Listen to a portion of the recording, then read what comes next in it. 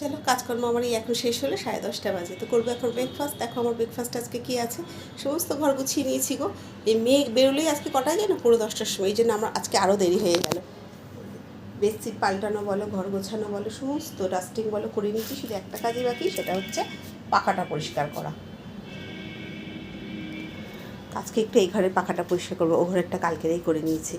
তো চলো ব্রেকফাস্টটা দেখাই আজকে কী আছে আমার ব্রেকফাস্টে। এত রোদ গো বাইরে, কী বলবো, একবার ছাদে যাওয়ার আছে গাছগুলোকে দেখতে, সকাল থেকে তো যেতে পারিনি। এই এখানে আছে জ্যাম পাউরুটি, একটা কাঁঠালি কলা, আর 1 কাপ চা, যেটা তো থাকবেই। আর এখানে করে নিয়েছি একটা ডিম সেদ্ধ। তো চলো আর একটা জিনিস দেখাই। আজকে দেখো করবো, কী বলে, কুমড়ো ফুল এসছে, কুমড়ো ফুলের বড়া করবো।